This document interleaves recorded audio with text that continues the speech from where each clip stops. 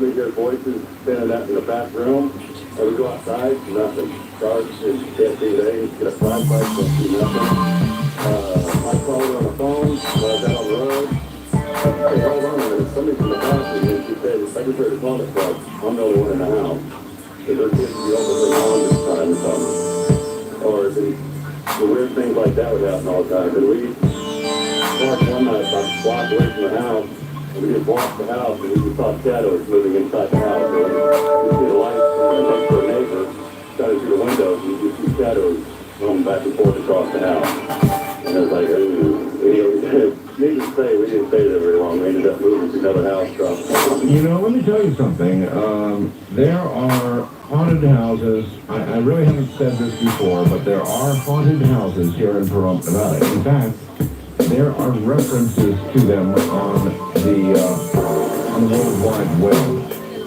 Oh, really? Yeah, right here, of course. Doesn't it figure right in my own little town? Of course.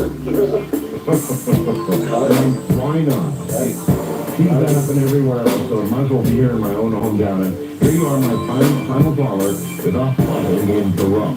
Yeah, and that's the only one I knew about. I've been about 6 years, and that's the only one I knew about what happened in there. Well, you're obviously out on the road now, right? Well, I moved back to Nebraska. I just got off the truck, and I'm headed home now. So you're really on the last leg of your trip. Right, yeah. How does it feel to be back in a little car after being in the truck all that time? Oh, it's kind of different. I've been doing it for so long. I used to have a mail seat back there in Nevada. I go from a big vehicle to small and steering on the wrong side with all kinds of fun. Good night, my friend. Good night to you. I think that.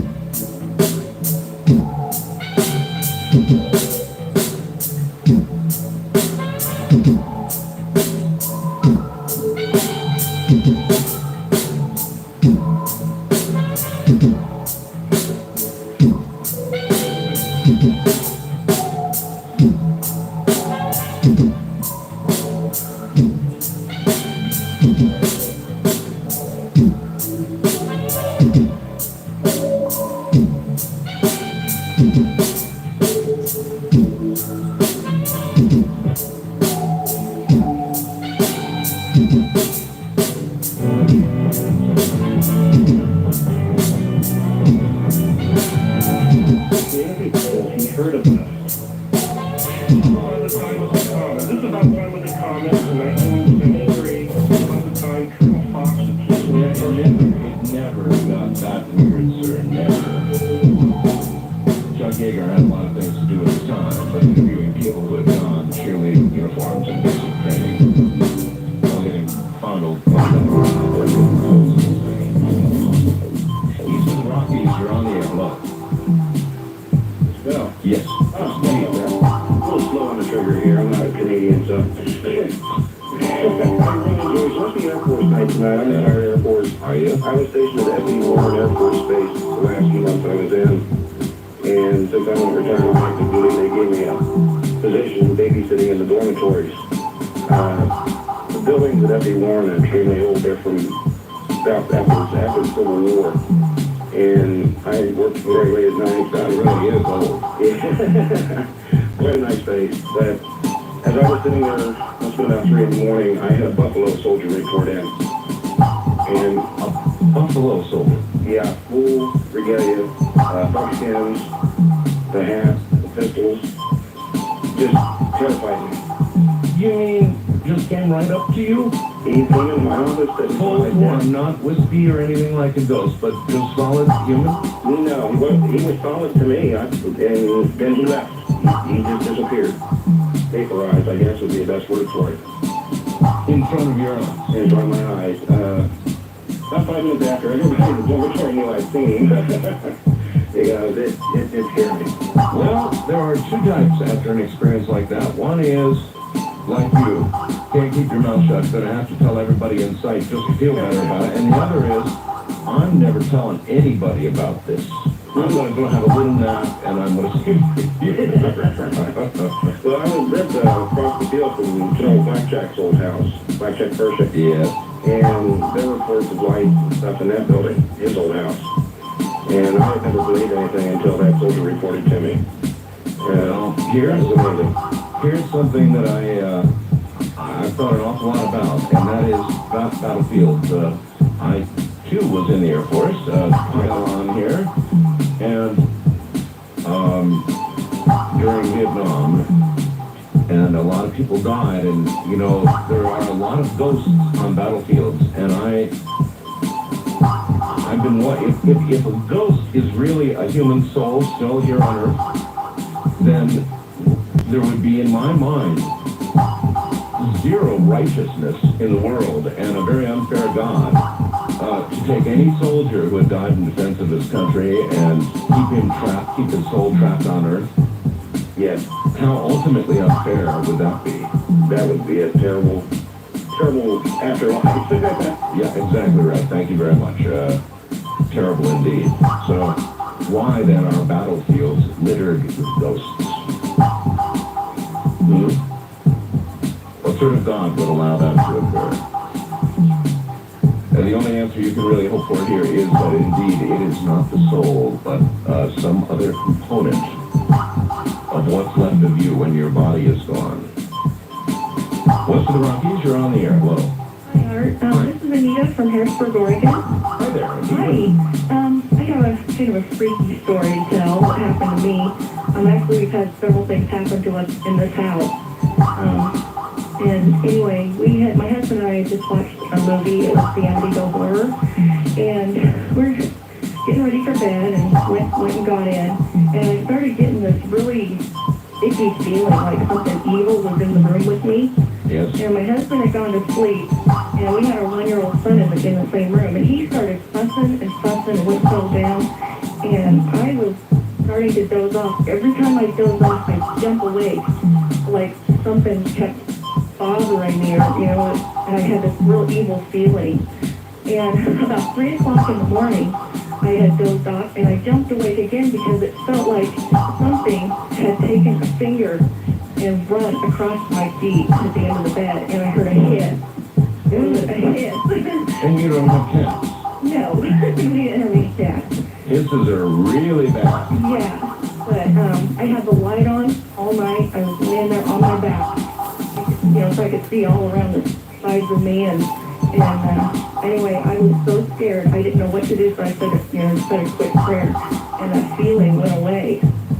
And finally, And whatever it was. it did. And my son settled down, and I settled down, and we slept the rest of the night. And Well, you know, I guess what we've got to ask is that really the power of God? Is the prayer the invocation of the Lord's name? Yeah, but it's Jesus, does that really drive these things away, or is it just the command, your mental command to be gone?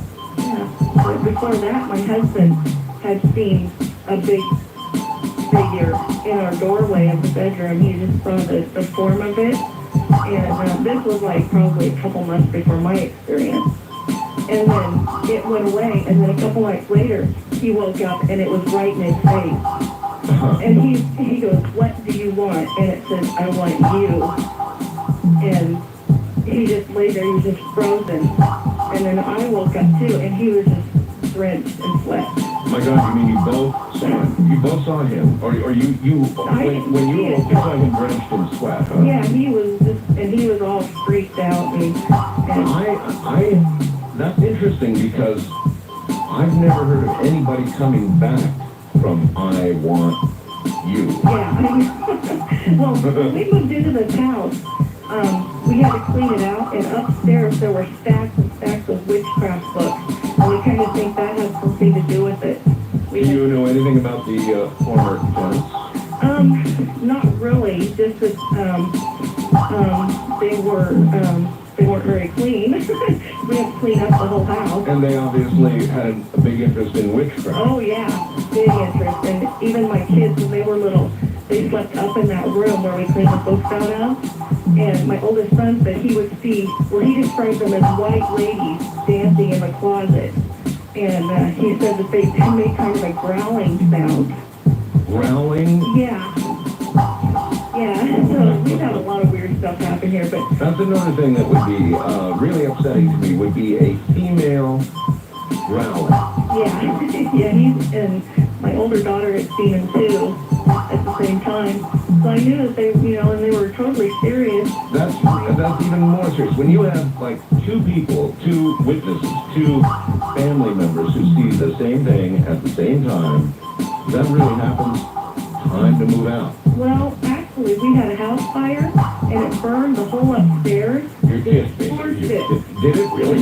Yeah, and so my husband remodeled the whole house, and we tore the whole top of the house off completely. Ever since then, we have not had anything happen here in this house. Well, but what does that say? I don't know. That's really, that's another thing that I found really strange, because, after the house fire, we rebuilt the house, and then nothing else happens again. So you burned the ghost out? Or the ghost burned itself out? And what caused the fire, do you know? Well, they think it was an extension cord, Oh, yeah. but they're not sure. Yeah, that's almost as good as swamp gas. Yeah, for UFOs. this house was built in 1940, so, lots of things could have happened here. But see, that sort of seems to say that whatever it was locked into that physical place, that physical building. Uh-huh. And so what in the world do you suppose happened to it when it burned? I don't know. That's what I've always wondered. That's kind of me puzzled, because, we were having so many weird things happen here, and then all of a sudden, it's gone. Well, a lot of people in the audience scoff at this kind of thing, and they say, baloney, stories, made up stories. Not made up, is it? No, none of it. I appreciate your call. Okay, thank you. Thank you very much. Take care. No, not made up. Unfortunately, these things are real. I wish that we understood more about them. And try as we might, it seems nearly impossible to achieve that. Once again, you might take a glance at my webcam photo tonight when you get a chance. Here's my in the mood photo. Now let's see what lurks upon the wildcard line. You're on the air. Hi. Hi, how you doing? I'm doing okay. Extinguish your radio. I did. Do you have a ghost story for us? I certainly do, sir. Let her rip. Okay, so I was in my house in Plymouth, New Hampshire, where I actually rented the apartment above an accounting office. And one night, at about 10 o'clock at night, all of a sudden I heard some loud noise. It sounded like somebody was down there slamming one of the doors. and I heard what sounded like somebody going into a file cabinet and just ripping through the files. Like you could just hear papers just flying through. And then, and I was scared. I said, well, I yelled down to it. I said, who's down there? And I said, I have a gun up here. And no response, just started tearing through me even more. So I went and I called the local police. They showed up in 3 minutes. The noise stopped pretty much right as they showed up. I went out and, greeted them, and they were like, well, what's going on? And they went and they checked all the doors to make sure nobody had broken in. And then, sure enough, they said, oh, there's nobody in there. They shined their lights in there, whatever, and they left. Well, the next morning, or later that night, I heard nothing more. But then, the next morning, the accountant came in and said, I went down there and said to her, this was my landlord, I said, I thought, I have to tell you, I called the police up last night. I thought someone had broken in and been going through your files. She's like, well, nothing's out of order. And she's like, that's really weird, because I couldn't tell. It felt like somebody was holding the door when I tried to come in this morning. Oh, really? Is this our bell? Yo, of course it is, yes. Yes, okay. Like somebody was holding the door and she couldn't get in? Yes, sir. While all this was obviously going on, huh? Yes, and then she went around the front, unlocked it, and went in, and went back to that back door, and that door was unlocked, and no one was there. And I was looking out every window in that house to make sure that nobody came running out of it. It was a college town. I've got to go at that point. Thank you. This is Ghost to Ghost AM.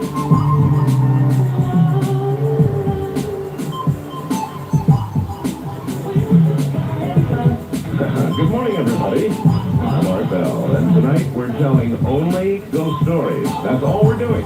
Ghost stories. If you don't have a ghost story, don't call. And it better be a good one, too. And we're only taking quality ghost photographs sent to my esteemed webmaster. If you have a ghost photograph that just won't quit, not smoke, not, camera straps or anything like that, we want the real McCoy. Send it to webmaster@artbell.com, and we will post it tonight during the program. You can go look at it. By the way, I've got my own webcam. Remember when you were a kid? Well, wait till you see what the results are with me earlier tonight on my webcam. It says volumes about my mood.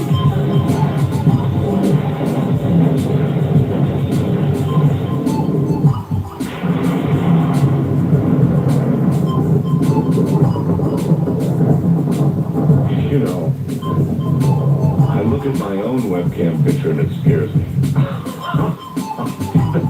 So I look at that and I go, oh my God, what's in me?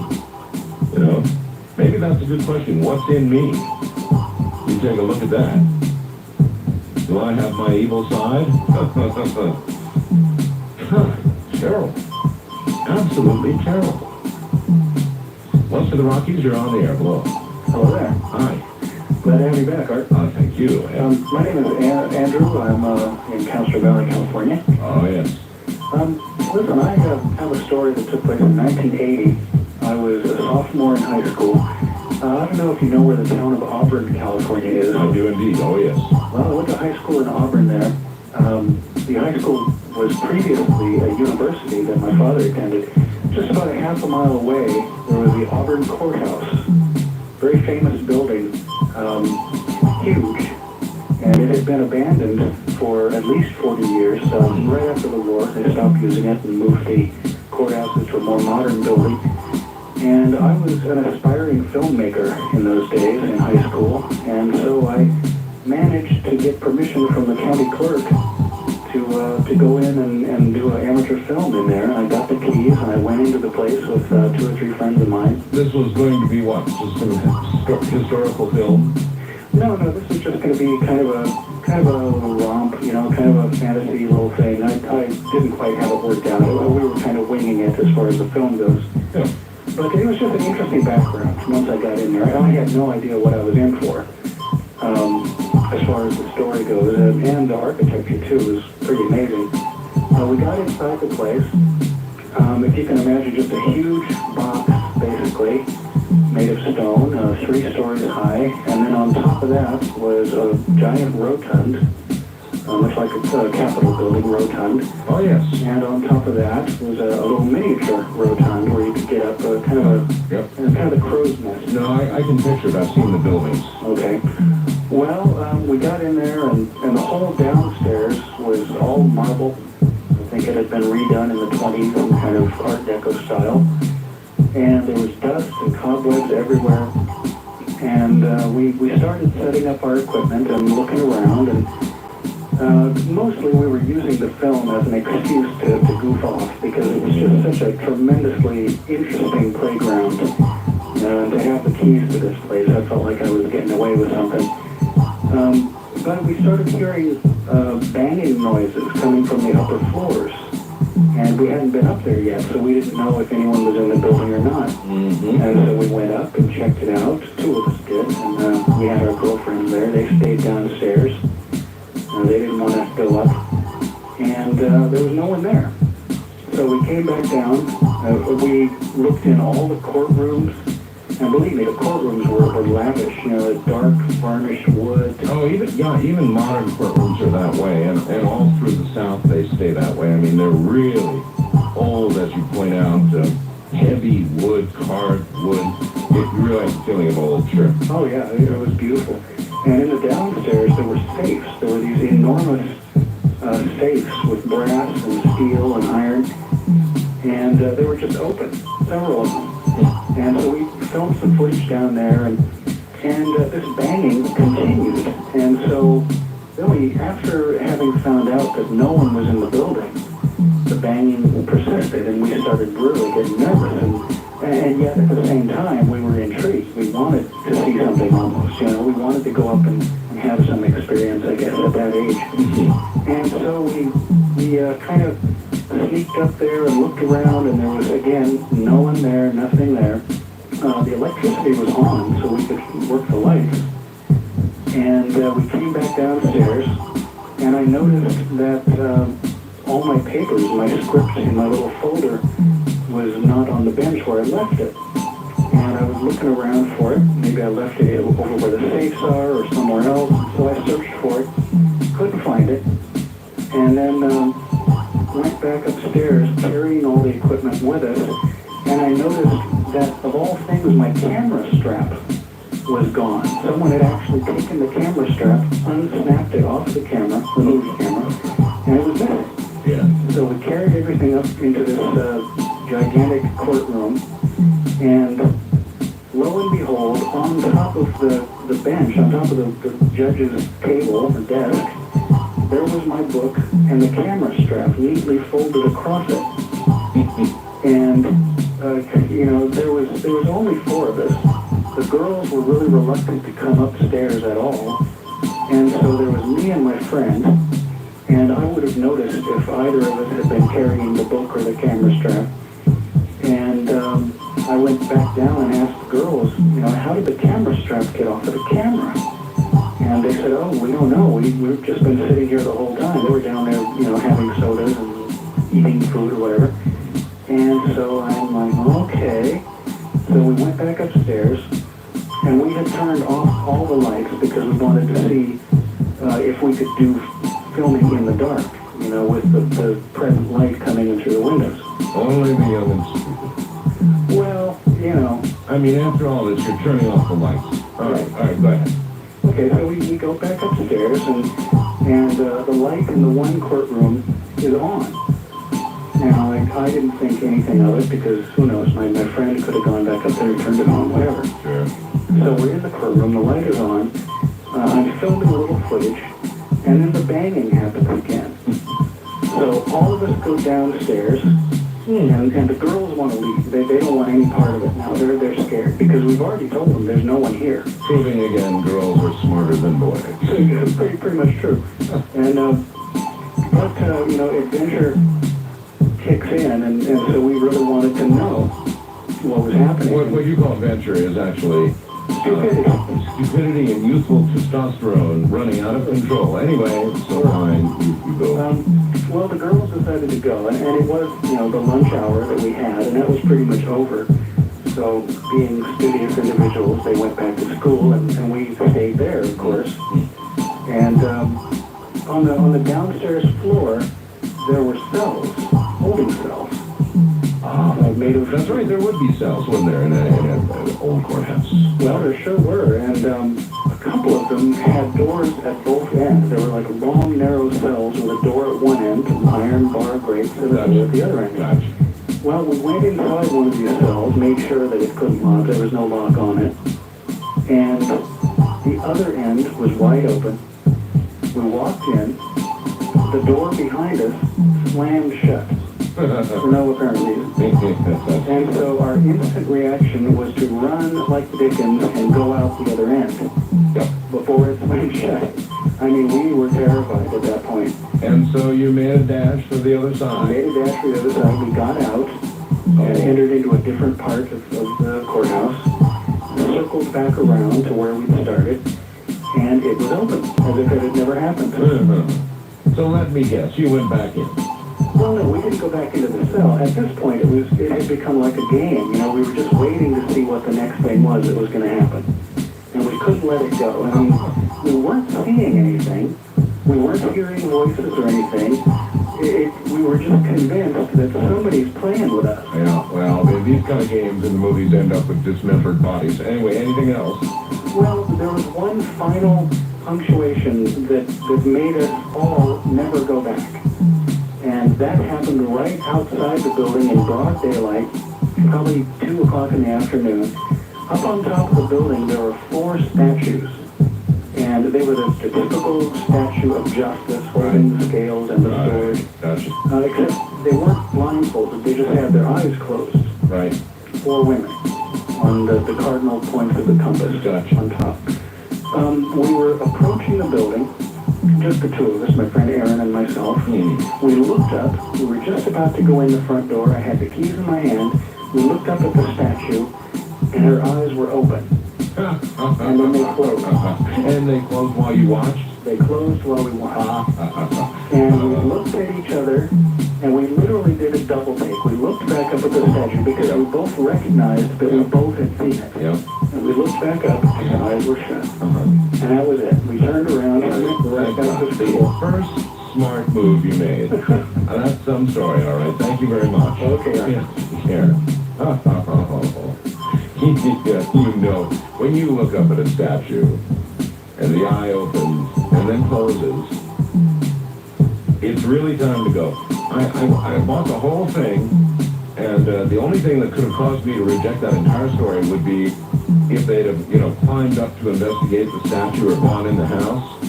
That would have been too much for me, but I'll buy what he gave. That wasn't bad. First time caller line, you're on the air. Hello. Hello? Hello? Hello, are you talking to me? Yes, I'm talking to you. Oh, there you go. Where are you? I'm on Long Island. All right. This is Russ. This is my first time calling. And I have something that happened to me when I was 4. I'm 47 now. And what happened was I was running around the house after my sister. My sister was 8. I was 4. And I couldn't catch up to her. And she ran down the basement stairs. I ran down there after her. And she's running around the basement. She's laughing, and I'm trying to catch up to her. And as I was trying to get her, I saw the basement door open. And so I just had the heck with it, and I ran up the basement steps to go outside. And when I got to the top of the steps, I noticed my sister was in the backyard playing. And I looked down the stairs and I said, well, she's out there playing. And she's laughing downstairs, but at 4 years old, who really thinks of anything scary? Yeah, of course not. You don't. So then I just went outside and I continued to play. That was the first thing that happened. And as I got older, my father would yell up the stairs at me and wake me up around 2 o'clock in the morning and say, what are you doing up there? Get to sleep. So I said, you just woke me up. So something was going on around He you. said he heard walking around. He said, you're walking around up there. I said, I'm not walking around. I said, you just woke me up. So now years go by, and I'm in the kitchen, and he's in bed sleeping, and my brother is upstairs sleeping now in that room, and and I heard walking around, and I went by the stairs, and I said, Jimmy, what are you doing? What are you doing? You know, so I went upstairs, and my brother was sound asleep. So I got a chill one up my back, and I said, geez, this is what my father's been here all these years, you know? There you are. And so that's been going on for, you know, that went on for quite a few years. Have you ever seen anything? Yes, I did. Yes, I did. Scared the hell out of me, too. I was around 15, I would think. And we had a whole, we had company over the house. It was a party for some reason, I don't know what it was. But anyway, there was a lot of people in the house. And I was coming out of the bathroom. And directly across from the bathroom was my mother's bedroom. You know, my parents' bedroom. And so as I was the door to come out, I saw a woman standing in the bedroom at the edge of the bed in a long white gown. I couldn't make the face out, but she was, it was just beautiful. That's all I can remember. It was just beautiful. And I went into the kitchen and I said to my mother, I said, who's the lady inside in the bedroom with a long white gown on? This sometimes could be a really bad thing to go tell Mom. Well, she said, Anyway. yeah. She said, I know you're saying bride and all that stuff, but no, yeah, she says, no, there's nobody here. There's someone in the house with a long white gown on. Well, I said, I'm telling you, there's someone in your bedroom there. She's standing there at the edge of the bed. She's looking out towards the hallway. And so we went in there, and of course there was nobody in there. And from that point, whenever I went past her door, I would never look in. Thank you.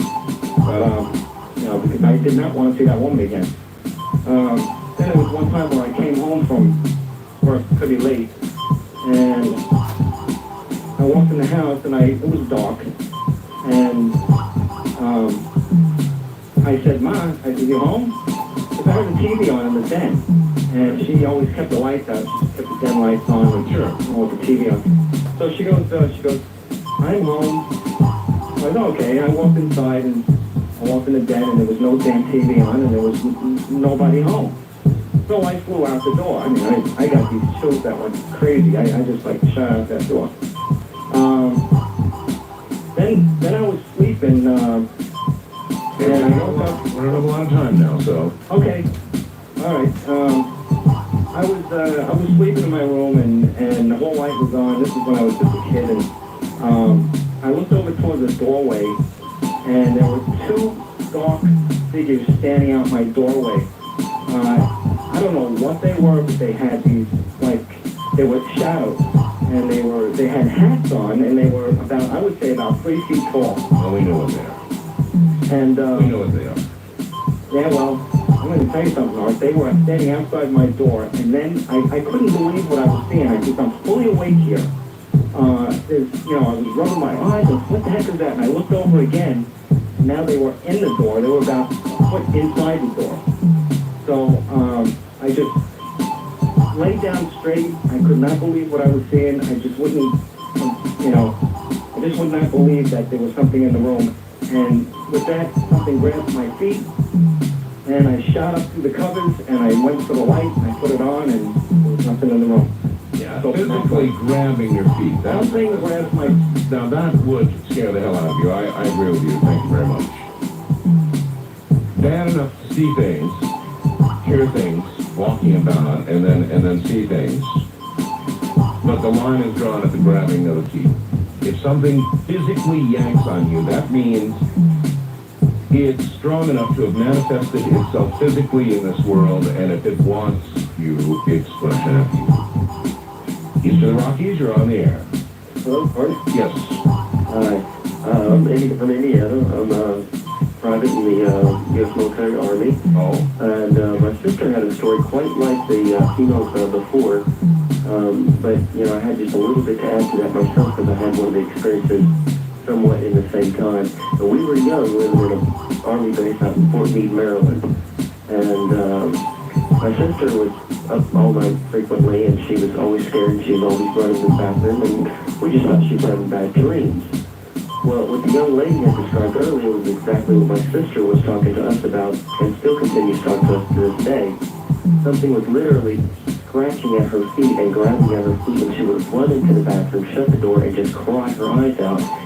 Now, during that time, I was also having things waking me up, breathing up in my face, and it would scare me so much that it would wake me up. Right in your face. Right in my face, and it just scared me completely, and Mom did not know what was going on with her kids. Now, at one time, I had felt something actually grab me, and I thought I was sleeping, I thought it was a dream, and to this day, it still feels like a dream. I don't know, you tell me, but it almost felt like I was lifting up out of my bed, and floating down the hallway, but it still, to me, it seems like a dream, but Might have been an out of body, but when things physically grab at you, it's getting real serious. 'Cause if they want you, they got you. I hear the drums echoing tonight.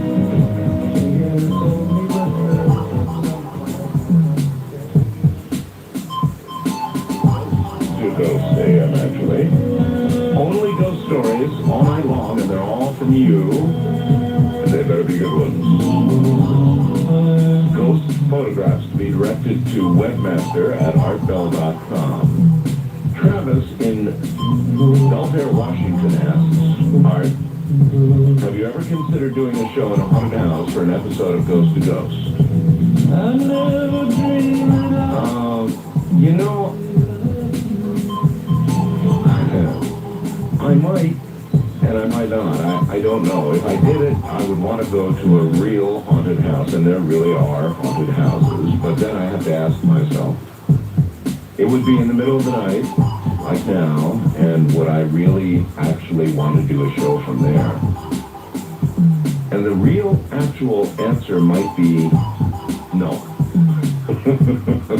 I'm not so sure I would. I might.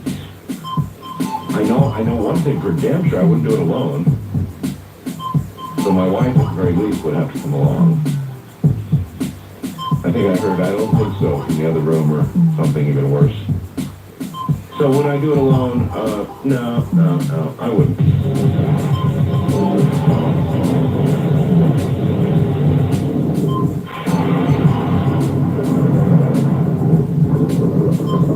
Into the unknown night once again. West of the Rockies, you're on Ghost to Ghost AM. Cheers. Cheers, how you doing? I'm doing okay. I'm calling you from San Diego, listening to you on KOGO. Gonna be the one. Yeah, Padres won tonight. Go Padres.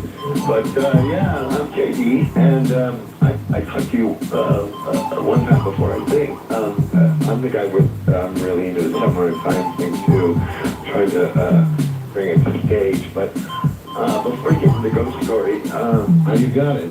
Gotta go right to the ghost story. well, this has to do with the ghost because did you know Summer Time was really not that Macedon Hotel? Yes, it was actually down near you. Yeah, Hotel I know all about that. And that's a haunted hotel. They have a room shut down. But that's not my story. I'm from Hollywood originally, and when I was about 20, I'm 34 now. A girlfriend of mine had a very successful father who bought a mansion up in the Hollywood Hills.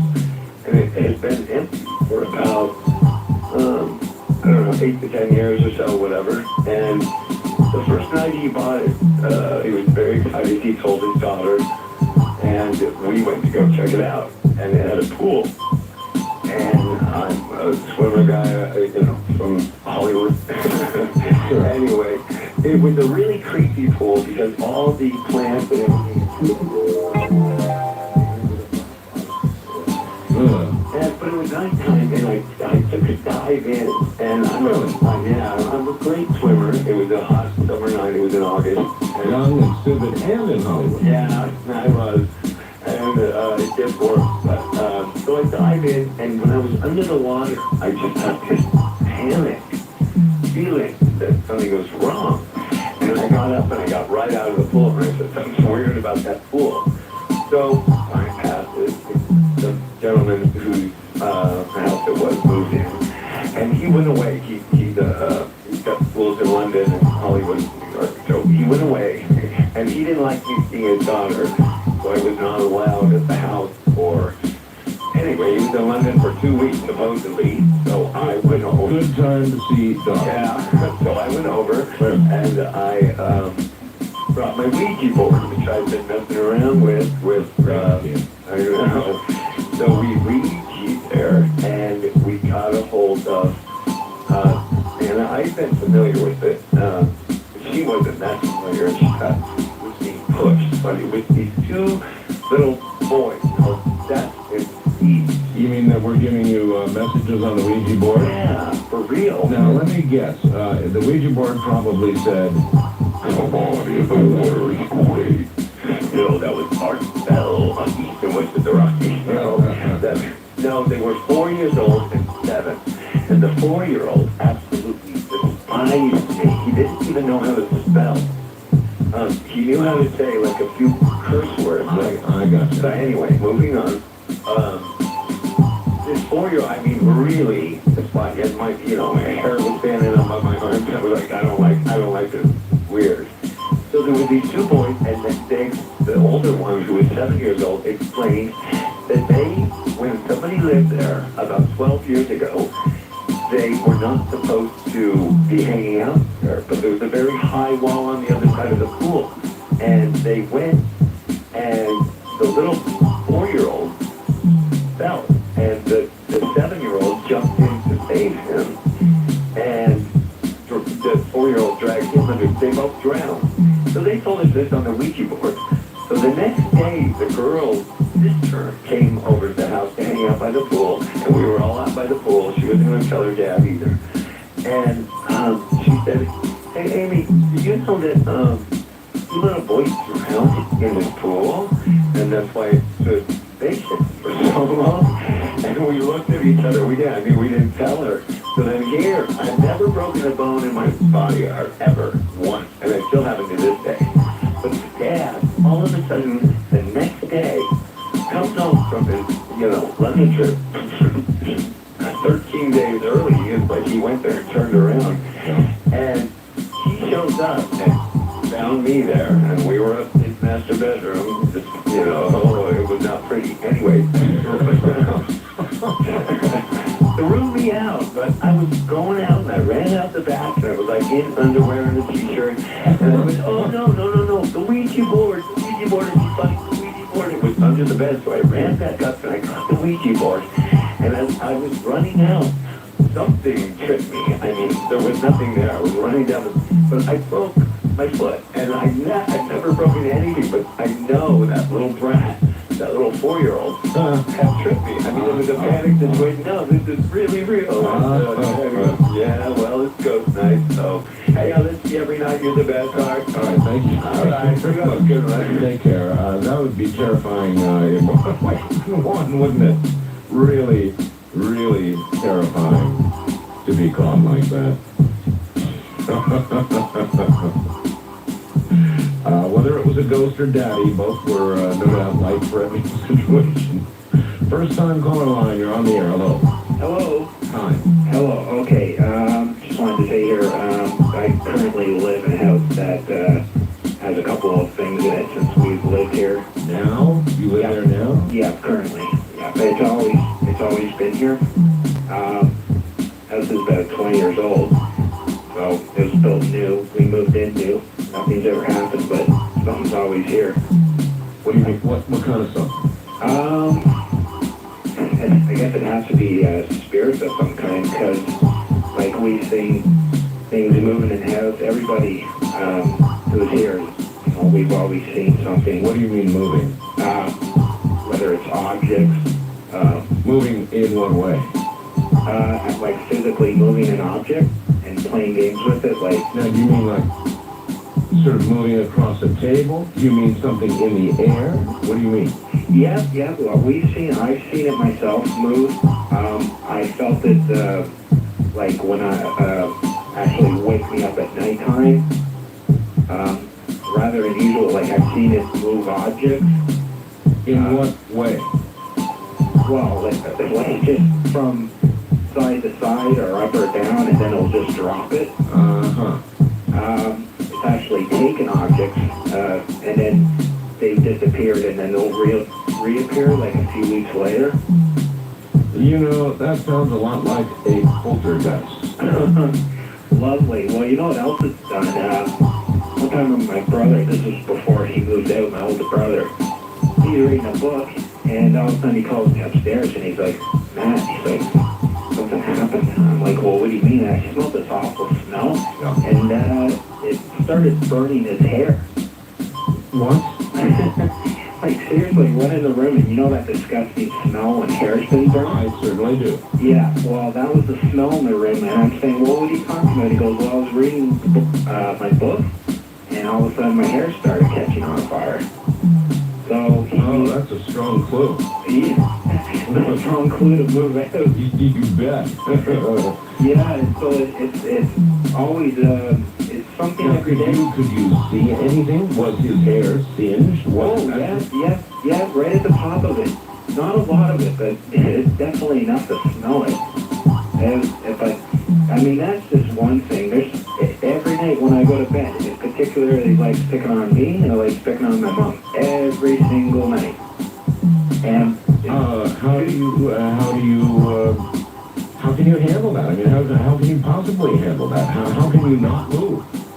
I haven't had a clue. Like, I've gone on on vacation and this damn thing follows me. Like, I'm not joking. I could be in a hotel and a day later on the trip I'll just sense it in the room. I'm like, it's here again. Actually follows you around. Yeah, I don't know how to explain it, but that's... Well, that's a fine way. You did fine. The question is, how can you stay there? I mean, how can you stay there even one more night? Burning hair, that's way over the limit for me. I know, I'm here every night, usually by myself, and yeah, I'm here right now by myself, and sure enough, 2, 3 in the morning, it starts up. I record music quite a bit for a living, and it seems to enjoy playing with my equipment, whether it be turns it off, turns it on, resets different banks in my synthesizers. Well, it beats having your hair set on fire. Yeah, that's true. I appreciate the call, sir. Thank you. That's not good. That's not good. I know the exact smell he's talking about, and I'm sure you do too. You smell burned hair, haven't you? It's awful. But to have your hair self-ignite, that's a really strong sign. Wildcard line, you're on the air. Hi, Art. This is Andy from Largo, Florida. Hello, Andy. How are you tonight? I'm Good. Got a story about a glowing tombstone. Up in Michigan, it's really good. Up in Michigan, you know, each town has their little local legend. There's a story about off at 100th Street, out in Byron Center, there's a little cemetery. And they say, well, there's a glowing tombstone in it. And I remember in high school going out here, yeah, you see it glowing through the years. It had vandals. One year, some kids took the stone. Well, the Post Farm family that maintains the yard replaced the headstone. And my friend Mark that still lives up there said every year around Halloween, there's a big attraction of a big group of people that go out there. But anyway, it only glows during a full moon on a clear night. Sounds crazy. Well, I had vacation 3 years ago. And Now, wait a minute. Let me understand. They replaced the headstone? Mm-hmm. Because it was glowing, because something was obviously really wrong. So they put a new headstone in, and it too glowed Right, well, at full moon. the reason they replaced the tombstone is because I guess some kids got in there and actually stole the stone. I got you. All Or right. whatever, yeah. But the new one glowed. And the new one glowed too. Well, when I was like, oh, please. Well, when I went up there on vacation, I looked up the Post Farm because I used to know the family. And most of the kids are all grown up and have their kids now. But Helen remembered me, and she talked to me for a little bit. It was nice talking to them, and I thought it was their mercury light or something reflecting, you know, because everybody had cornfields out there. And the cemetery is so old. I mean, the headstone's at 1843 to 1920. Right. So he'd be, 77 years old. Henrik Meyer, then the Meyer family from the Meyer farm. And she seemed a little stunned when I brought it up. But before I left, I took my rental car out there one night, shut the engine off by myself. And I'm looking at this, and it happened to be a full moon. And it sure enough, the headstone's glowing. Well, there was an old man about 10 feet from the stone. I don't know what he was doing out there, but he was just standing there. You know, like, you know, most people go, well, I didn't know it just could have been somebody else. And not at 2:30 in the morning, because I'm a night owl. I'm up all night. Anyway, it was just really freaky. So I got in the car and took off and told Mark about it when I called him up a few days ago. And he says, oh yeah, that's very common. But in high school, I don't remember hearing about the old man walking around. So they can't explain it. And I guess through the years, even some students from Michigan State actually broke a small chunk off and had it studied. And all it is just granite and, you know, graphite, whatever. Oh, well, yes, you know, though, I've seen a lot of movies, and in all the movies, college students who take chips of glowing tombstones die in puddles of mush. Yeah, really. Hey, before you hang up, one more quick story that you'll appreciate. Remember you telling about the car that stops in the railroad tracks and you can see like handprints on the back of it if you put powder on it? In San Antonio, Texas, yeah. Okay, well, That's check. true. Right, well, check this out. I'm a waiter in a restaurant, and a table I had the other night went to Clarksville, Tennessee for vacation, where his uncle lives. And the same story, same scenario and everything. And I said, oh, come on. He said, well, we had to put some butter on the back of the bumper, the back, you know, the front of the trunk, and the bumper just underneath it. And then they put some powder on it, so the powder actually sticks. Well, they say the same story. They never heard of the San Antonio incident. They never even heard of your show. And I'm thinking, they were telling me this, because I said, I got family that was raised in, like, Old Hickory, Tennessee. Well, I don't know. What did they do? Did they go to a railroad tracks? Yeah, there's a railroad track Park on the the car, corner. and you're saying that it got pushed off and they had handprints on the car? Exactly, and the road's not on an angle. It was on a school bus in the 30s, and a bunch of kids were hit by a train. And as of today, you know, I know nothing about, you know, engineering and stuff. Come on. Your car's not going to just start moving by itself. There's no way. The road's flat. No, absolutely not. Same San Antonio church. So what is it? But they actually saw the hindrance. Well, his wife was just so freaked out about it. It bothers her today. It would always bother me, and it still bothers me today. Why? Because of all those souls that you would not expect to remain on Earth, there would be the children, right? The innocents, the really young ones. If their lives were taken tragically by a train hitting a school bus, there's no way my mind can grasp the concept of a God that would allow their souls to remain, you know, to push cars every now and then. It just doesn't add up. Either that or the nature of things is not as we would have it be in our world. You know, maybe there's nothing fair about death at all. I mean, has that ever occurred to you? Everybody thinks, well, death is going to be fair because God's fair. God's good, and God wouldn't allow anything bad to happen to our souls, right? But maybe the truth is there's not anything. There's not a damn thing fair about death. Even the innocent children and the most innocent of adults, maybe there's nothing fair at all. That's something to think about. Dark night, huh? East of the Rockies, you're on the air. Hello. Hello, Mr. Hill. Yes. Hi, it's nice. I'm really glad to have you back. Thank you. Okay, and before you started, this is a good enough story about my brother. I wanted to shout out to everybody on FNet there in the Art Bell channel. This is the source, guys. I had just told him my story in there, and I said, you got to call her and tell him this. So, All right, so you are. okay, my brother died of real violence, yes. And we were at his funeral, and he always told us that he believed in astral travel and out-of-body experience and practiced all that, and he told us he'd find a way to tell us. So we're at the funeral home, and we're in a little room with a coat machine and vending machines. And my brother Bill says, okay, Howard, if you're there, let us know. The lights in the room start flickering, the coat machine flickers, goes on about 5 or 6 minutes and stops. We talked to the guy who works there, and he says, that's never happened before, he's never had any kind of problems like that in a funeral home. So we were thinking, okay, that might be a coincidence. We're leaving after the funeral, and he had an old pickup truck that was rust buckets, and we had worked on this radio in it for a long time, over a year, trying to get it to work. Right. And he didn't want to buy a new one for it because it's an old work truck. And it never worked. We rewired it, put new speakers, had it come up. We pull out into the road from the funeral home, the radio comes on. It's ZZ Top, it's his favorite song. It plays the whole song, and then the radio goes off, and it's never played since. Really? And, yeah, that's Really? Oh, that's, you know, in the world of is it a sign or isn't it a sign, that is 100% sign. well, it gets better. The light flickering thing, it started becoming more and more persistent and really consistent in my life and my family's life. I moved into an apartment about a month later. The light across the street on the street light was flickering for about a week. Then it moved to the light on my side. And a few days later, the light downstairs, and then the light above my apartment went about a week. And my brother called my mother 1 minute after midnight on her birthday. All her life. To this date, this is the most convincing evidence. To this date, on her birthday, 1 minute after midnight or 2 minutes, her phone rings. When she answers it, it's a dial tone. And it still happens. We had friends over on her birthday just to see it happen. Now, we don't know if someone's pranking, but for the first couple of years. I don't think so. That's a conscious thing. Definitely.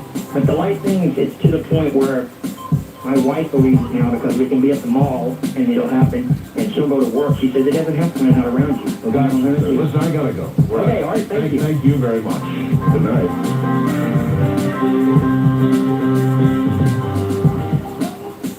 I absolutely felt this wonderful love come through me.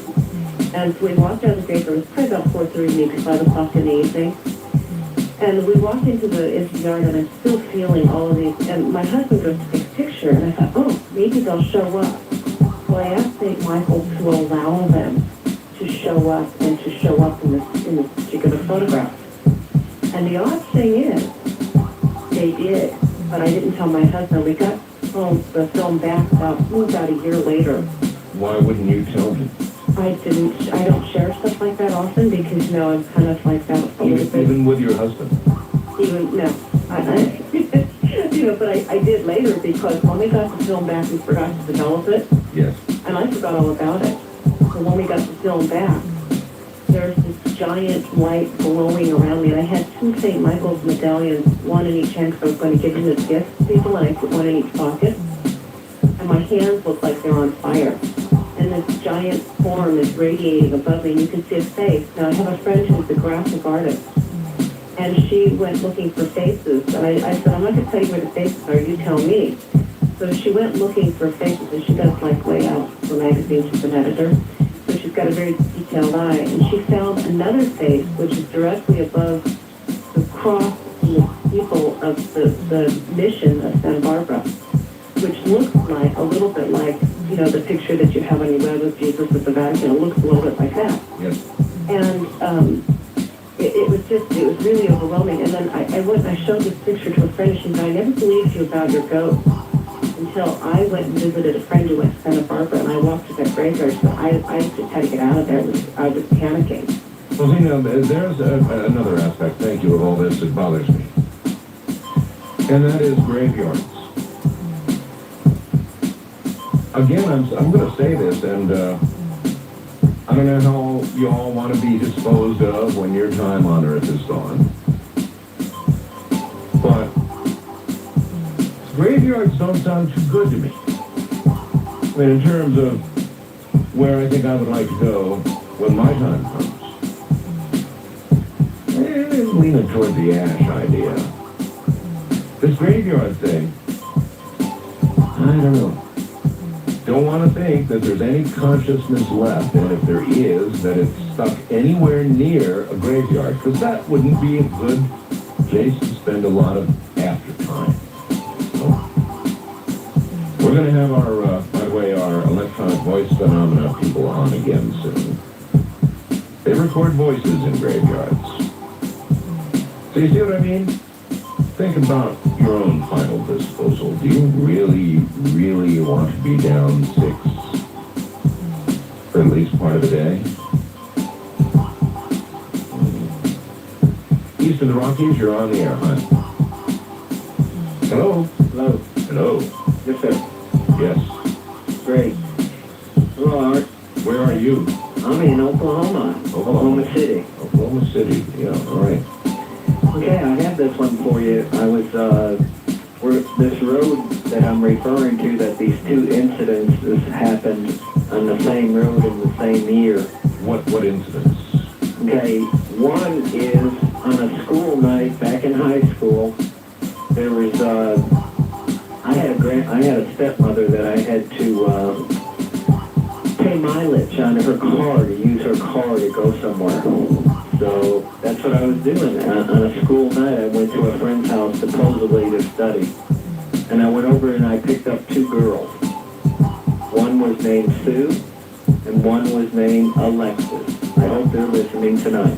Hey, Sue and Alexis. We were down this road in front of an elementary school, and we were driving, not very fast, it's like maybe 35, 40, and a man, an elderly man, and his dog, you could see, I mean, it looked just real as real can be. Sure. Did what? I hit him. You hit them? I hit the goat. Now, you can imagine, I have two teenage girls. Did you feel a thump? There wasn't time. I had two hysterical teenage girls screaming at the top of their lungs. You have my sympathy on that, but I mean, when you hit this, whatever it was, I mean, you hit a dog and a human, right? Yes, sir. Or what was supposed to be a dog and a human. And so obviously, all three of you saw the same thing. They wouldn't be screaming otherwise. So what'd you do? There was no noise. I had to keep my composure and try to settle them down, and I had to try to decipher and disseminate what just happened. And so I was able to, and we all realized something did transpire there, and they wanted to go home, and I took them home. And to this day, I didn't even go home and share that with my parents or my mother or my stepmother, because I had to borrow her car and I'm supposed to be out studying. And where was this? Outside of Chicago. Outside of Chicago. So if they're listening this morning, they could contact me. And if you contact me, I'll put you all on together and you can verify that story. They And would, let me tell you, my uncle, one of my relatives on that same road, he built a nice house about 4 years later. I went to a Christmas party, and his neighbor is an elderly man. And at this Christmas party, for some reason, I started a conversation with this man, yes. and I asked him how long he lived there in the area, and he said forever. So I asked him, I said, down the road there, was there any man that ever died that had a dog? Yes. And he said he knew his name. It was his neighbor. He died, a car hit him, and he died. And I'm at this Christmas party with my relatives, Yep. and I didn't say anything, because I didn't understand it. And over the years, I've listened to Father Martin. Well, I still don't understand it. It's the scariest, most worrisome thing you can think about. If ever there's an innocent, if somebody killed out walking their dog across the road, right? And this guy seems to be reliving getting hit by a car or many cars again and again and again. For what? Eternity? And we, the three of us, we have to live that, because it's part of our life, too. Oh, yeah. Oh, sure it is. Well, maybe the girls will get in touch with me. It frequently happens. There's a whole lot of this that really is genuinely scary, because it's just unimaginable to me that people would be sentenced to these horrible eternities. West of the Rockies, you're on the air. Hello. Hi, Art, it's Brad. Yes. In Rancho Palisades, just half a mile from the Evans Gate incident. Oh, yes. I can imagine there may be some ghosting about there. I'm 45 years old, and the story I'd like to tell you took place quite some time ago, back in the 70s. If you remember, towards the end of the Beatles' career, they embraced transcendental meditation for some time. They sure did. Well, believe it or not, when I was a junior in high school, the people that ran that cult came to our school on career day. to a public high school. I'll be darned. Under the guise of, they told the people that ran the school that if we all did this meditation, that we would all get better grades. They actually called it the science of creative intelligence at that time. Did they really? And they thought schools were foo-foo these days. Well, they bought it. And my mother did it. Just about everybody in the school signed up. Really? Well, what happened was after about 3 or 4 years, Wait. Hold your story at that point. We have a break, so Okay. I'm just going to hold you over and we'll finish the story, all right? Thank you, Art. All right, stay right there.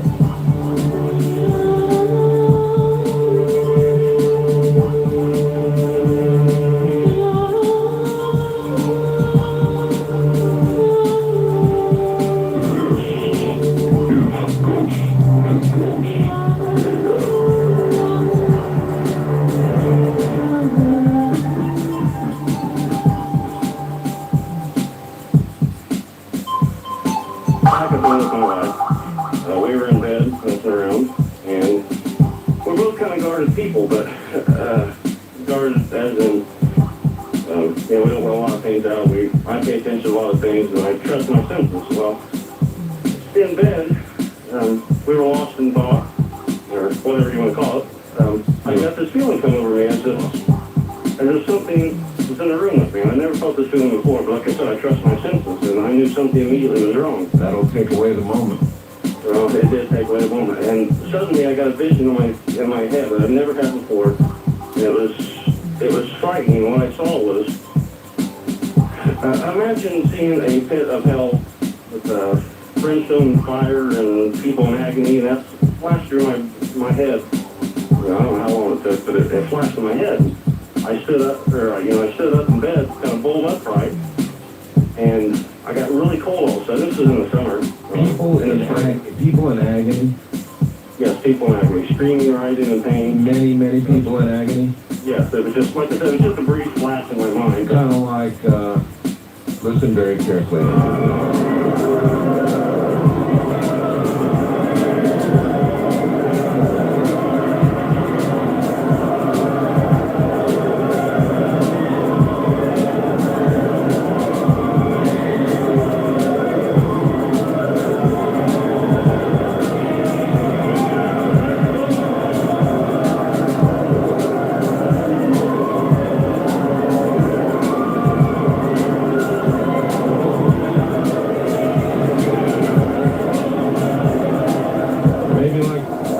A little piece of that, maybe? That brings chills to me because it was very similar to what I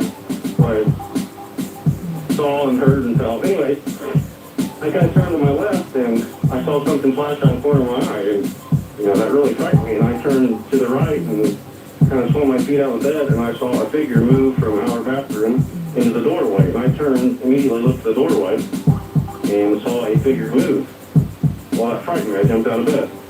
Stood in the doorway, and I saw a figure running down the hallway. And at first I thought this was my wife's son. But like I said, I trust my senses. I knew something wasn't wrong or wasn't right. So I go to my wife and push her off the bed and scream at her, "There's somebody in the house! There's somebody in the house!" Do something. I start running down the hallway thinking that someone's trying to harm our children. Sure. And as I get almost to the hallway, across from my son's room is our bathroom, and I would be directly facing our daughter's room. Yes. And when I got in the hallway, a small figure, about the size of my son, about 3 or 4 feet tall, run across the doorway from the bathroom into his room. Of course, I ran into the room, and both my children are sound asleep. That's the one time you might do that, run in after something like that. If it ran into your child's room, you probably go in after him. That's right. Well, the kicker of this part is like I said, that made me believe. But after this happened, my wife came out and said, "What did you see? What did you see?" And then she started getting scared. She said, hold on. And it was when she was praying for me, and she said, "Hold on." And then she calmed down and said, "Okay, it's gone." I said, "What is gone?" She says, "It." And I said, "What is it?" And she explained to me to a T the person I saw. Well, okay, thank you. I don't dismiss that. I don't dismiss certainly the fact that prayer can make whatever it is go away.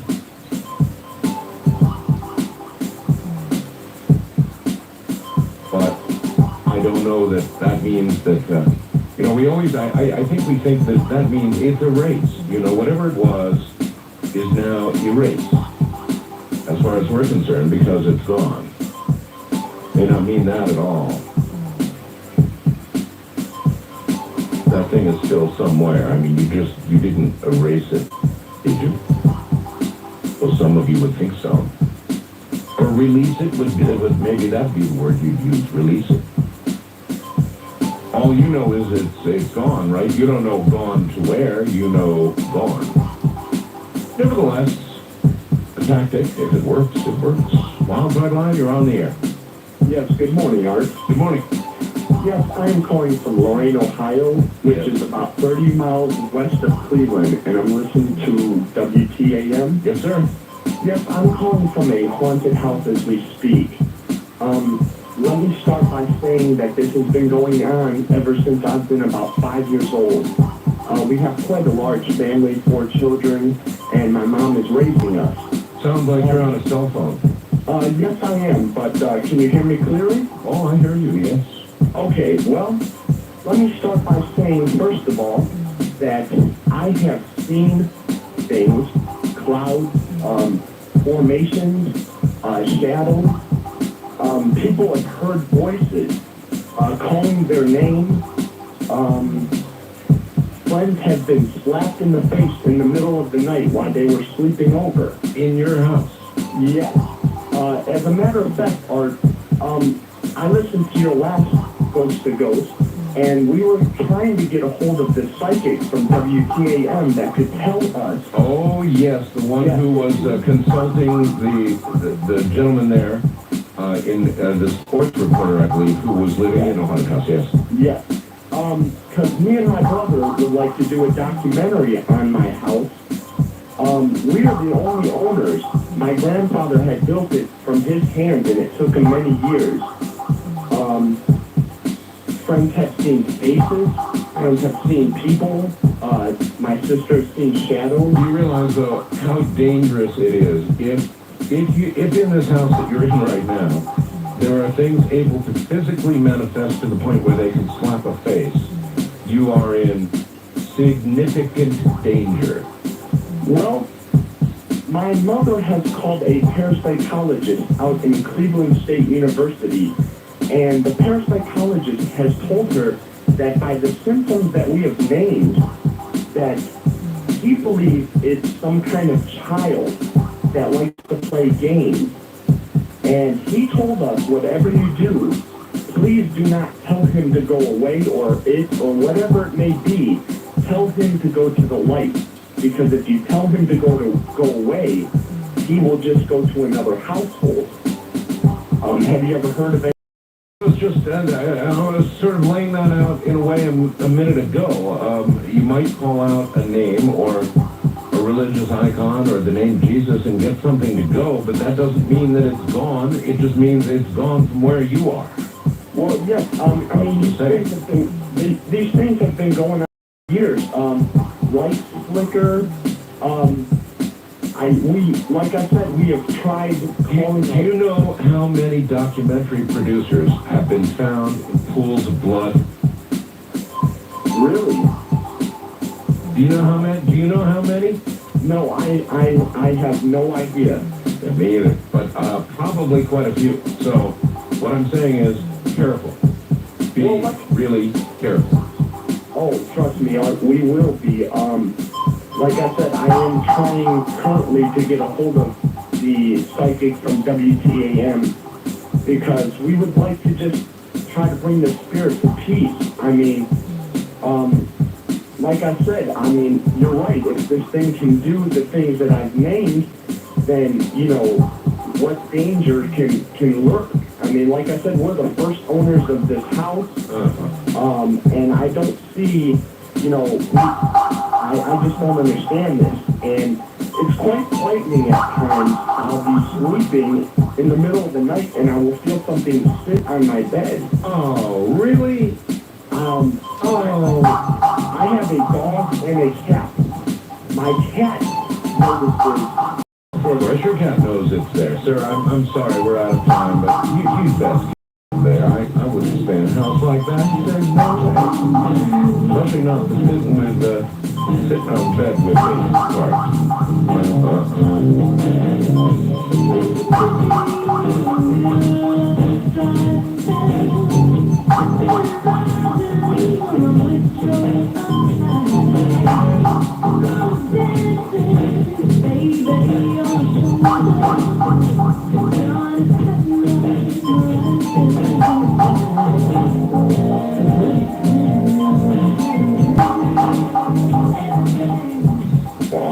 I feel someone pull on the extended leg of the tripod behind me, which I figured was one of the members, Roger, just, fooling around, teasing me. I actually grabbed onto the tripod, so I gave the tripod a hard jerk to pull it away from his hand, which pulled first and turned around to look at him. And he was there, back about 15 feet. There was no one else around me. So whoever or whatever grabbed it was something invisible. So I came back on a subsequent investigation just shortly after that, so this would be a good place to do some videotaping, see if I can get some infrared ghost lights down. So at the camera at the top of the stairway, focusing down along the stairs, there was a little light, a little ambient light in the place, but not much. And as I'm focusing down there and watching the screen on the camera, I noticed out of the corner of my eye that I see a silhouette, a shadow silhouette, come up behind me, just shining on the wall off to the right of the stairway, which is a very enamel, glossy kind of wall. So even in the dim light, the shadow shows very well. Didn't think too much of it. I suspected really it was probably, Brandon and one of the other guys coming up behind me. Turned around to look, and no one's there. No one near me at all. But there's the shadow, the big silhouette of a male figure still there. Well, that figures, after all, with what you do. By the way, I'm going to be interviewing Brendan and company, in a week or two. Yeah, I saw it. So, that's very typical of what you're going to get involved in. If you go traipsing and looking, trying to look this stuff up, eventually you're going to find it. If you really want to find it, and there are a lot of people who write me and say, hey, how do I find a ghost? I'd like to experience this. Well, fine. There's lots of places you can go. You can go hang around graveyards if you want to, if you're real serious about it. Sure, hang around graveyards. Listen to stories. There are houses and hotels that are haunted. There are many places you can go if you're really serious about it. But think real hard before you make your decision. Think really hard. Because you might not like what you find. First time caller line, you're on the air. Hi. Hi, this is Leonard in Seattle. Listening to you on KOLO. Hi, Leonard. Hi. Oh, man, I want to tell you. All right. This was about 88, 89 while I was in high school. I grew up in Alabama. About, a good hour and a half drive outside of my hometown. There was this old plantation house, kind of decrepit, falling down, disrepair, way out in the middle of nowhere. You had to go down a dirt road for quite some time to get to it. Sure. There was a kind of a story that everybody heard surrounding this place. But when the Sherman, I think it was, one of the Northern generals was coming down, and they were freeing slaves in a lot of the plantation houses, this one family was very adamant and against the idea of having their slaves freed, and actually decided that they were going to maybe kill them rather than see them freed. Wow. These guys, they went back there, just started slaughtering people, had them chained up to the wall, just killing them. A few of the people with slaves managed to get themselves free, get a hold of some weapons, and started just slaughtering the family. I'll bet. In all, I think something like 50, 55 people just murdered brutally in this one little house and the area surrounding it that night. The rest of them just took off. So, you can imagine the angry souls that would be hanging around this area. Oh, I can indeed. So one Saturday afternoon, me and some of my buddies had a couple of beers, and we were thinking, oh, what kind of trouble can we get into? We thought we'd go and, hey, let's go look at that old house. Investigate and see what we can see. Let's go catch us some ghosts, Bubba. Exactly, right. So, we get out there, we're looking around the house, it's just decrepit, falling down, just in terrible disrepair. We go back out around to where the old slave quarters were, these little falling down cabins and whatnot. We get close to this one cabin, and apparently what happened, I would assume that this is the place where all the killing happened. We walk up to it, we're about to go inside. I put my hand on the door, and that's when the noise starts. The noise? What noise? Screaming, banging on the walls. The whole shack started shaking like an earthquake. Completely freaked us out. Obviously, we didn't go in. We took off running. Cars were about 100 yards away. The weird thing is, the noise didn't get farther away as we were running farther away. It was like the noise was right over our heads. We were running like crazy. Keeping up with you. Exactly. I looked back towards the house and the shack, and I saw big bright red eyes looking out the window at us. Oh man, we left about 3 inches of tire on the road getting out of there. I'm surprised we didn't run into a tree and have a wreck. Well, you could have done that, ghost or not, but, That's as scared as I've ever been. And, I take it you didn't go back. Oh, no, we never went back into that area ever again. But, Well, I guess one of these days, after a few beers, that'll slow you up, and you just don't suggest that kind of thing anymore. Oh, well, yeah, we were pretty darn sober right after the time that house started shaking. Isn't that amazing how the chemical balance of your body can change just like that? Oh, yeah. Almost immediately. Appreciate the story, sir. Thank you. Mr. The Rockies, you're on the air. Hello. Good morning, Eric. How are you this morning? Well, okay, sort of. My name's Jim. I'm calling from Florida. Yes, Jim. And I'm listening to you on the Sky. On the Sky? WSKY. WSKY. All right, Gainesville, yes. Yeah. Golly, where to start? I wrote you a while ago, emailed you, but you were inundated with shadow people emails, so I'm sure you didn't get to mine. Thousands of them. Yes, I listened to the show last night. It's absolutely fascinating. And I just want to take just a second to tell you how much my wife and I absolutely love the show. Thank you. Huge fans. Where to start? The beginning. Yes, around 1979, I got involved in a haunted house project. When I say haunted house project, I'm talking a theatrical event that would happen every year in my hometown up in Vermont. You mean they put on a play about a haunted house? No, we found an old building and we put on a haunted house. We didn't realize the building was already occupied. Actually haunted. Oh, yeah. Well, the whole thing was started by the local JCs, and they were just doing it as a fundraiser. And I got yanked in. JCs are usually pretty nice. Oh, yeah. Great bunch of people. Oh, you mean the function, not the haunted. Yeah. Great bunch of people were, getting involved, raising money for the community, and they pulled me in because they knew I was a makeup artist. Of course, when you're doing a scary haunted house, you want someone who can do blood and the gore and all the fun stuff like that. So I got pulled in. So I went to a meeting at this building, and I pulled the front of this thing, and it looked like the Addams family lived there. It was an old abandoned school building. Well, not entirely abandoned. Some of the offices were still being used, but it had been built around the turn of the century, very Victorian. 2-story red stone kind of building. All right, listen, we've got this mentally pictured. Hold on, we'll do it after the break, all right? Okay, sure. All right, good. Stay right there.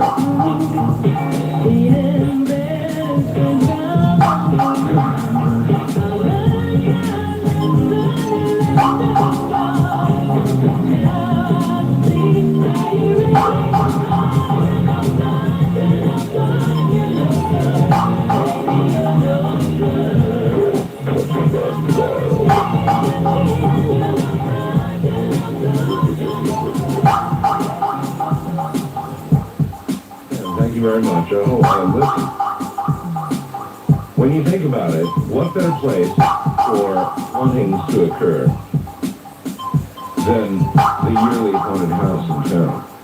You know, a lot of civic organizations do it for Halloween, right? They'll build a haunted house. Goes on in almost every town across America. What better place, particularly over many years, to actually, have the real thing present, the real macabre, because you'd never be able to separate them, and nobody'd ever believe a word you say, and people can't hear you scream in space. West of the Rockies, you're on the air. Hello. Hi, Art. This is Marie in Spokane. Hi, Marie. Hi. Well, my story is about a ghost that my husband and I have seen.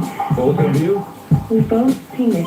The first time I saw it was when I had a daughter. She was just a few months old, and my bedroom was across the hall from hers. And I was sitting in there one night, and I looked through my open door into her open door, and in the doorway is this woman dressed in white from top to bottom, and she's kind of glowing, and she's just standing there looking at me.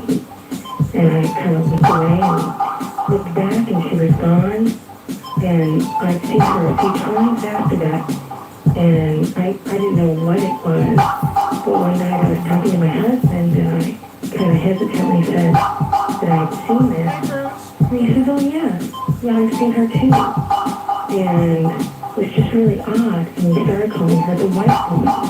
So she was dressed in white from head to toe. She kind of looked like it was maybe a old-style nurse uniform. Right. And when we see her, she'd just be standing there. I wouldn't feel like there was anything wrong going on. It was like she was protecting the baby. And even when we moved when the baby was about a year old, she moved with us. He moved with you. She moved with us, and she would kind of stand guard over the baby like that. Now, see, that's really, really interesting. Isn't that weird? Yeah. And she was like, she was like some stern librarian, She didn't have this smile. She just would just stand there like she was standing guard. I got you. And, and now my baby's almost 5, and we haven't seen this woman in a few years.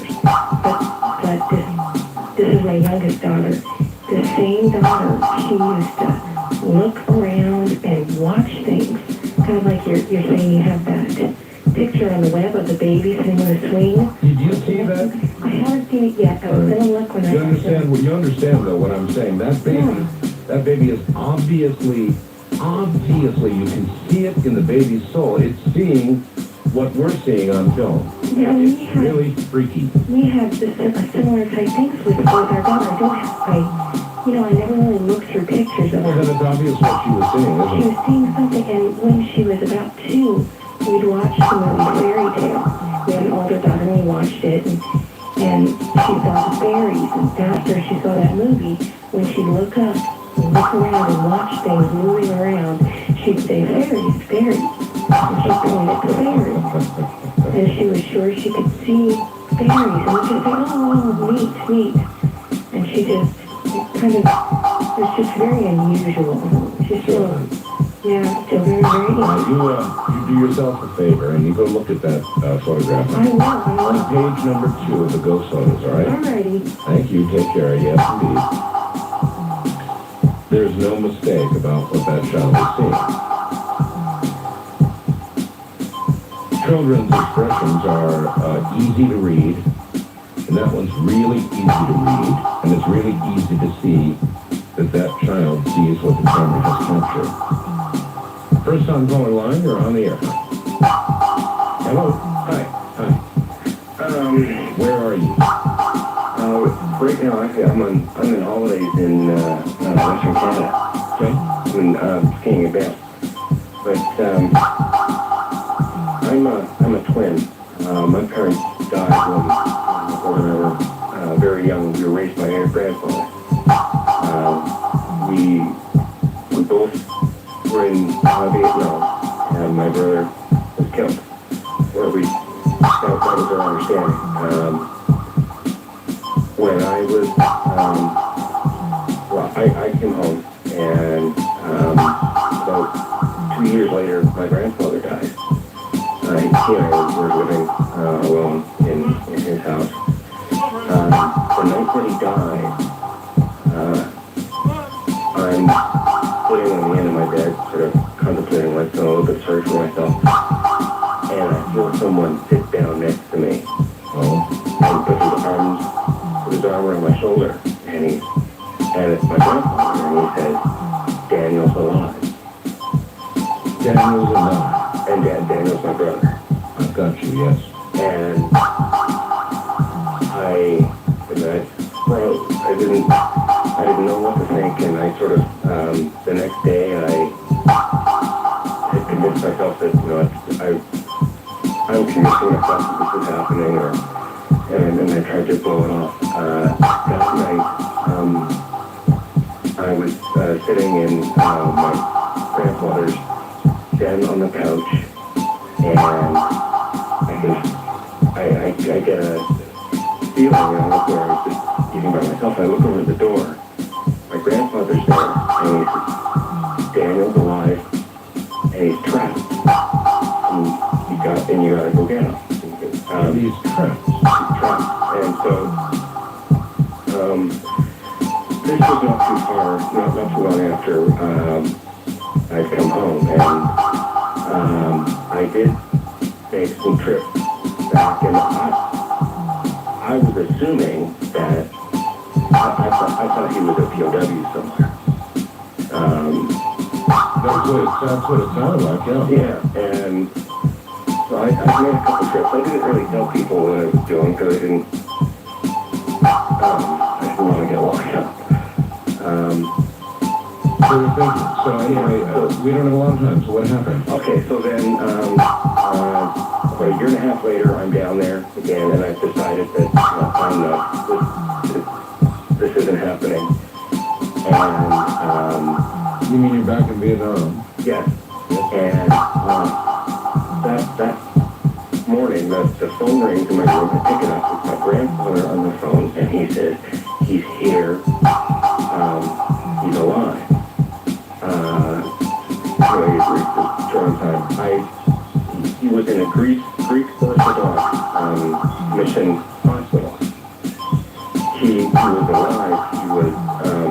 He wasn't shot. He'd been in an accident of some sort. And he was in a semi-vegetative state. Anyway, in other words, he was in a coma. Yeah. His brother was alive, you found him in Vietnam, and he was in a coma. And we bring him home. After we get him out of the hospital at home, he was still, he never completely recovered, but I cared for him at home. The day he went home, and we're getting Daniel up in his room, there was sorry, I got emotional just thinking about this.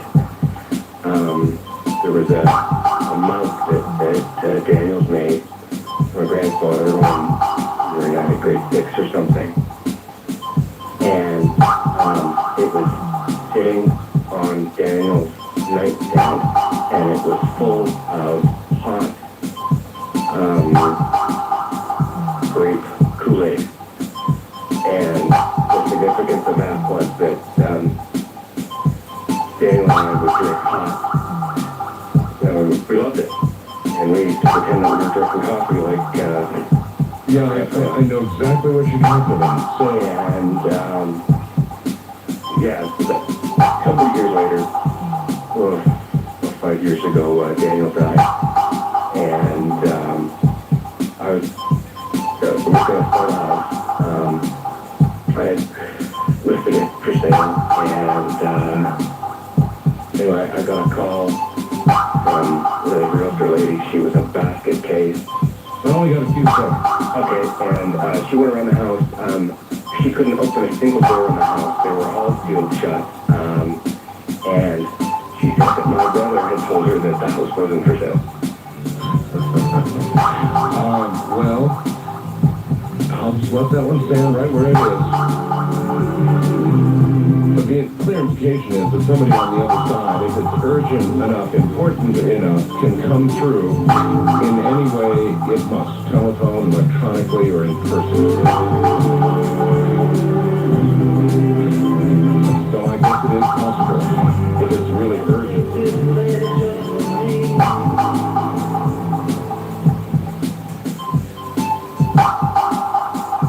Up the audio, the streaming audio. But apparently you're not having a problem. No, it takes about a few more seconds for it to click in, and then it's on. It's just like a radio. Cool. I mean, perfectly. I want to throw something at you real quick before I get into my story. What is it about you and your red eyes? Because I have a good story for you. Yeah, I don't really actually want to talk about Okay, well maybe you don't want to hear this it. No, let's do your story. You go right ahead. Let's hear it. Well, it kind of kicked off when you had Gunny on last night. And I'm sure you've probably seen, you've heard people mention the movie already, Amityville. Oh, of course. All right, you're listening about the red eyes through the window? Yes. Okay. Out of that whole darn movie, that's the only one that scared the you-know-what out of me. And anyhow, during my school years, going to college, I always thought there was a presence in my room and this kind of thing. And people say, well, you're just dreaming.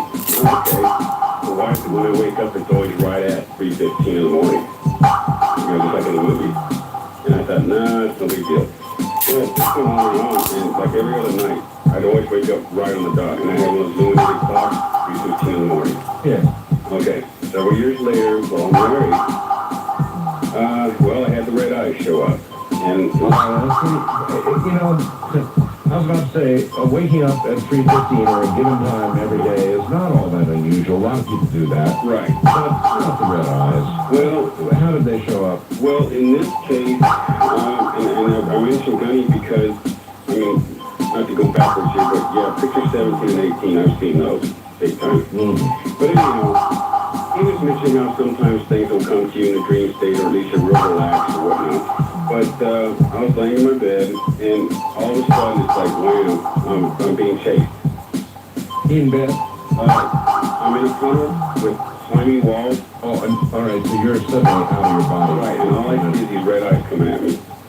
And I'm running like, you know what? Yeah, that'll keep you going. Well, I woke up screaming and yelling. My wife thought somebody was in the house. I mean, she just, even the hair on the back of my neck was standing up. Well, this is usually called a nightmare. I know, it's supposed to be a ghost story. Guess what? I look at the clock. 3:15. 3:15. I could have guessed. And, maybe a month or two later, not the running or the chasing, but I'm laying in my bed, and yes, when she goes say, oh, you just fell asleep. Well, I'm staring at my door, and I see in my closet door, like you were saying, you don't like your open door closet. Right. And I was not hallucinating, I wasn't drunk, wasn't doing drugs, but I'm going to sleep, I thought, and boom, there's the ice, just like that. In the closet? Coming out of the closet. Coming out of the closet? No silhouette, Red eyes coming out of the closet. just the darn eyes. I'm done with you, sir. I don't want to hear any more of that. Red eyes coming out of a closet. Sorry, that's it. That's where I draw the line. I don't want to